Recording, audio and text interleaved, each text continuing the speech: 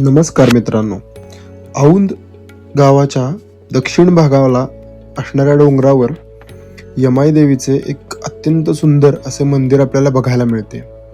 हे मंदिर 11व्या शतकातील चालुक्य काळातील बांधलेले आहे. मंदिराच्या कळसावर आजही 7 किलो सोन्याचा कळस आपल्याला बघायला मिळतो.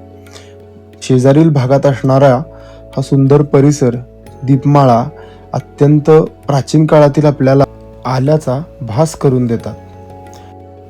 कोल्हापूरची देवी अंबाबाई व ज्योतिबा यांनी देवीला येमाई अशी हाक मारल्यामुळे या देवीला यमाई असे नाव पडले. बाहेरूनच देवीची भव्य असणाऱ्या मूर्तीचं दर्शन होतं. शेजारील भागामध्ये असणाऱ्या दीपमाळेवर एक सुंदर गणपती आपल्याला दिसतो.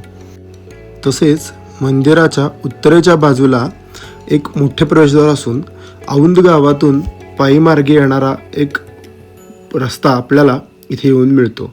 ह्यावरून अनेक भाविक पूर्वीपासून येत असत. तसेच नवसासाठी सुद्धा काही लोक या मार्गावरून चालून येतात.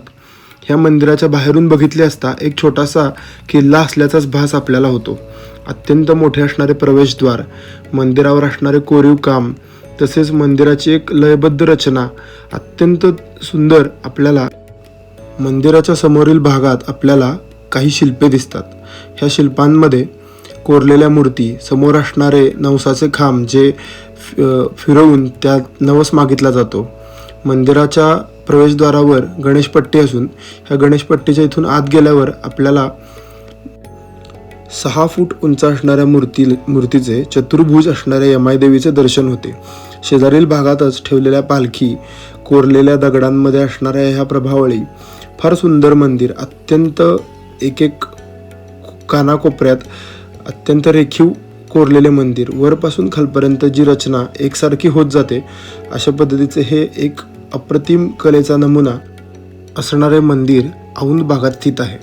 त्या शेजारीच असणाऱ्या देवळांमध्ये फार सुंदर रेखीव अशा मूर्त्या, यामध्येच सूर्यनारायणाची एक विलक्षण सुंदर मूर्ती ज्याला 7 घोडे समोर आहेत, त्यानंतर शेषशय्या विष्णूंची एक सुंदर मूर्ती ह्या भागात कोरलेली आपल्याला दिसते.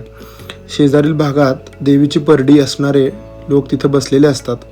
ह्या मंदिर गाभाऱ्यातून बाहेर आल्यावर नंतर दिसणारा हा सुंदर परिसर, फार छान परिसर या भागात आपल्याला बघायला मिळतो. वरून पूर्ण भागाची आपल्याला टेहळणी करता येते. किल्ल्यांसारखे असणारे बुरुज, बलाढ्य बुरुज ह्या मंदिराची शोभा वाढवतात. धन्यवाद.